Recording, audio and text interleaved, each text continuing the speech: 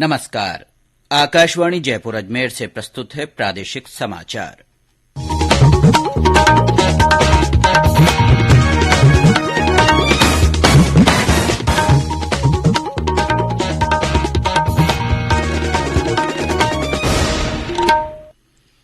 मुख्य समाचार।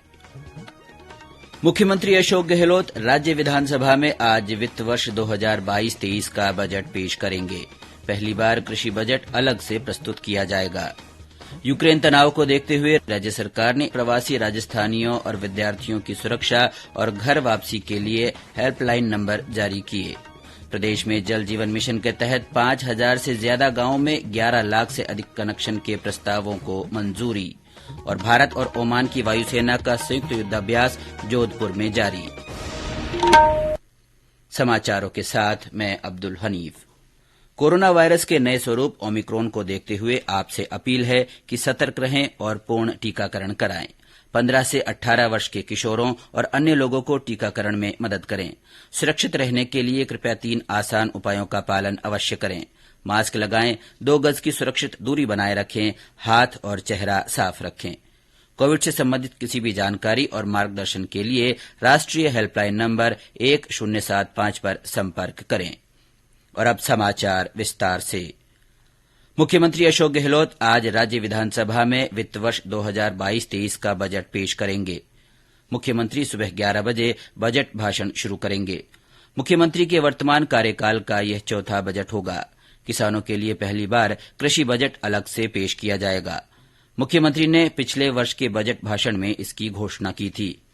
आकाशवाणी के सभी केंद्र बजट भाषण का सीधा प्रसारण करेंगे। आकाशवाणी जयपुर से दोपहर 3 बजे बजट विशेष बुलेटिन प्रसारित किया जाएगा। यूक्रेन में चल रहे वर्तमान संकट और तनाव को देखते हुए राज्य सरकार यूक्रेन में बसे प्रवासी राजस्थानियों और विद्यार्थियों की सुरक्षा और उनकी सुरक्षित घर वापसी के लिए नियमित रूप से निगरानी कर रही है।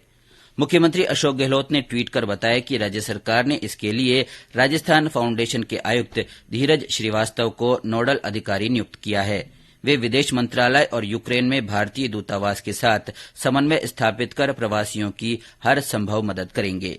फाउंडेशन के आयुक्त ने बताया कि यूक्रेन संकट से प्रभावित कोई भी व्यक्ति मुख्यमंत्री हेल्पलाइन नंबर 181 और टेलीफोन नंबर 0141 2229 और 2229 और मोबाइल नंबर 0806009838 पर सीधा संपर्क कर सकते हैं।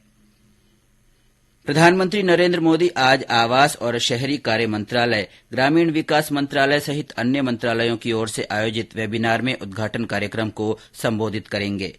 यह कार्यक्रम सरकार द्वारा लीविंग नो सिटीजन बिहाइंड यानी कोई भी नागरिक न छूटे शीर्षक से जारी वेबिनार श्रृंखला का एक हिस्सा है, जिसमें केंद्रीय बजट 2022-23 में घोषित विभिन्न उपायों को प्रभावी तरीके से लागू करने के तरीकों पर चर्चा होगी। वेबिनार में सरकारी अधिकारी, विभिन्न मंत्रालयों और संस्थानों के प्रतिनिधि, सलाहकार, विषय विशेषज्ञ, रियल एस्टेट डेवलपर और अन्य हितधारक शामिल होंगे। वेबिनार में ग्रामीण और शहरी क्षेत्रों में ढांचागत सुविधाओं में सुधार के लिए विचार विमर्श किया जाएगा। बजट प्रावधान लागू करने की कार्यनीति तय करने के लिए विशेषज्ञों के साथ 6 सत्र आयोजित किए जाएंगे। प्रदेश में कोरोना संक्रमण के दैनिक मामलों में कमी आ रही है, साथ ही स्वस्थ होने की दर भी बेहतर हुई है। कल 616 नए मामले सामने आए। वहीं राज्य के 4 जिलों बूंदी, जालौर, करौली और सिरोही में कोई नया मरीज नहीं मिला। कल 1682 लोगों के संक्रमण मुक्त होने से सक्रिय मामलों की संख्या घटकर 7518 रह गई है। जयपुर जिले में 202 नए रोगियों की पुष्टि हुई।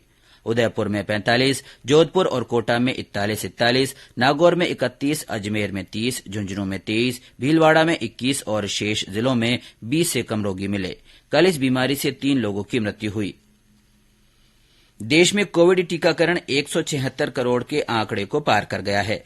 स्वास्थ्य मंत्रालय ने बताया कि कल 30 लाख से अधिक टीके लगाए गए। अब तक 1 करोड़ 93 लाख से ज्यादा एहतियाती डोज पात्र लोगों को लगाई जा चुकी है। ये समाचार आकाशवाणी जयपुर अजमेर से प्रसारित किए जा रहे हैं। इन समाचारों को आप हमारी वेबसाइट newsonair.gov.in पर राजस्थानी में भी पढ़ सकते हैं। समाचारों के ऑडियो बुलेटिन भी वेबसाइट पर उपलब्ध हैं। वेबसाइट पर सोशल मीडिया अकाउंट्स के माध्यम से ताजा जानकारी प्राप्त कर सकते हैं। समाचार अभी और भी हैं, उससे पहले ये संदेश।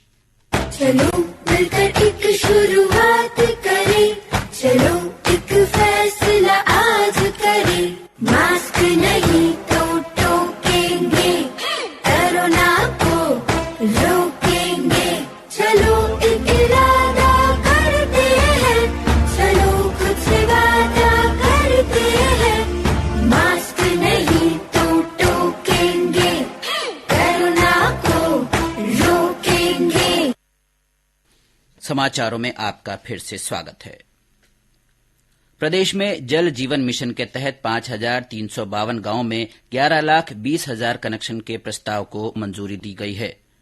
जलदाय मंत्री डॉ महेश जोशी की अध्यक्षता में राजस्थान वाटर सप्लाई एवं सीवरेज मैनेजमेंट बोर्ड की कल जयपुर में हुई बैठक में यह निर्णय लिया गया। बैठक में डॉ जोशी ने जल जीवन मिशन के तहत प्रदेश में 11,095 करोड़ के प्रस्तावों को मंजूरी दी। बैठक में राज्य में गर्मियों के दौरान अप्रैल से अगस्त महीने तक के लिए ग्रामीण और शहरी क्षेत्रों में जल परिवहन के लिए 95 करोड़ 80 लाख रुपए के प्रस्ताव को स्वीकृति दी गई। जालौर जिले में इन दिनों पीने के पानी की किल्लत हो रही है। संभागीय आयुक्त डॉ राजेश शर्मा ने कल इस बारे में अधिकारियों के साथ बैठक कर पेयजल आपूर्ति सुनिश्चित करने के विभिन्न उपायों पर चर्चा की। उन्होंने कहा कि जरूरत पड़ने पर टैंकरों द्वारा ग्रामीण क्षेत्रों में कंटीजेंसी प्लान बनाकर आम लोगों को पेयजल सुविधा मुहैया करवाई जाए। दौसा में कल मेधावी छात्राओं को स्कूटी वितरण किया गया। राज्य सरकार की स्कूटी वितरण योजना के तहत आर्थिक पिछड़ा और सामान्य वर्ग की 44 छात्राओं को स्कूटी दी गई। योजना के तहत 10वीं और 12वीं कक्षा में 85% से अधिक अंक प्राप्त करने वाली छात्राओं को लाभान्वित किया जाता है। इस अवसर पर महिला एवं बाल विकास मंत्री ममता भूपेश ने कहा कि सरकार महिलाओं और बालिकाओं की प्रगति के लिए हर संभव प्रयास कर रही है। इसी प्रकार का आयोजन राजस्थान के अंदर विभिन्न जिलों में हो रहा है। स्कूटी वितरण समारोह अपने आप में एक मिसाल है। बच्चियों की प्रगति के लिए, उनके आगे बढ़ने के लिए, उनकी तरक्की के लिए हमारी सरकार कटिबद्ध है। माननीय मुख्यमंत्री अशोक गहलोत जी के नेतृत्व में हम लोग सतत रूप से बालिका शिक्षा को बढ़ावा दे रहे हैं। दौसा जिला की अगर हम बात करें तो हमारे सब ब्लॉकों के अंदर महिला महाविद्यालय खोले गए, स्कूलों को क्रमोन्नत किया गया, गर्ल्स स्कूल्स को क्रमोन्नत किया गया। लड़कियों को आगे लेने के लिए हर सेक्टर में काम किया जा रहा है। विभिन्न प्रकार के नवाचारों के साथ में राजस्थान आगे बढ़ रहा है। इंडियन एयरफोर्स और रॉयल एयरफोर्स ऑफ ओमान के बीच ईस्टर्न ब्रिज युद्धाभ्यास जारी है। ये युद्धाभ्यास सोमवार से जोधपुर एयरफोर्स स्टेशन पर शुरू हुआ। इसके दूसरे दिन कल भी जोधपुर में फाइटर विमानों की गूंज रही। अमेरिका में बना शक्तिशाली फाइटर जेट भी पहली बार जोधपुर के आसमान में अपनी ताकत दिखाते नजर आया। इंडियन एयरफोर्स के सुखोई 30 ने भी शक्ति प्रदर्शन किया। युद्धाभ्यास के दौरान आपसी तालमेल बैठाने के अलावा आसमान में काल्पनिक टारगेट्स को हिट कर दोनों एयरफोर्स के जांबाज पायलट्स ने युद्ध कौशल दिखाया। भारत और ओमान की वायुसेना के इस साझा युद्धाभ्यास के दौरान हवा से जमीन पर वार करने की प्रैक्टिस नहीं की जा रही है। प्रदेश में तापमान में बढ़ोतरी से हल्की गर्मी का एहसास शुरू हो गया है। पिछले 24 घंटों के दौरान तापमान में 3 से 5 डिग्री सेल्सियस की बढ़ोतरी दर्ज की गई। कई जिलों में दिन का तापमान 30 डिग्री सेल्सियस से ऊपर रहा। वहीं न्यूनतम तापमान भी अधिकतम स्थानों पर 10 डिग्री सेल्सियस से अधिक रिकॉर्ड किया गया। बीकानेर के श्री डूंगरगढ़ में दूषित भोजन से कल करीब 100 लोगों की तबीयत बिगड़ गई। कस्बे में हुए शादी समारोह में भोजन के बाद ये हादसा हुआ। प्रभावितों को डूंगरगढ़ के अस्पताल में भर्ती कराया गया है। गंभीर रूप से बीमार 9 लोगों को बीकानेर रेफर किया गया है। भारतीय रिजर्व बैंक ने नागरिकों को सचेत किया है कि एस राइड नाम से एक कार पूलिंग एप्लीकेशन बिना अनुमति के चलाया जा रहा है। रिजर्व बैंक ने प्रेस विज्ञप्ति में कहा कि गुड़गांव स्थित S ride tech private limited भुगतान और निपटान प्रणाली अधिनियम 2007 के प्रावधानों के तहत मंजूरी लिए बिना एक वॉलेट का संचालन कर रहा है। बैंक ने कहा कि S ride tech private limited के साथ कोई भी व्यक्ति अपने जोखिम पर काम करेगा। और अब अंत में मुख्य समाचार एक बार फिर। मुख्यमंत्री अशोक गहलोत राज्य विधानसभा में आज वित्त वर्ष 2022-23 का बजट पेश करेंगे। पहली बार कृषि बजट अलग से प्रस्तुत किया जाएगा। यूक्रेन तनाव को देखते हुए राज्य सरकार प्रवासी राजस्थानियों और विद्यार्थियों की सुरक्षा और घर वापसी के लिए हेल्पलाइन नंबर जारी किए। प्रदेश में जल जीवन मिशन के तहत 5,000 से ज्यादा गांवों में 11 लाख से अधिक कनेक्शन के प्रस्तावों को मंजूरी दी गई।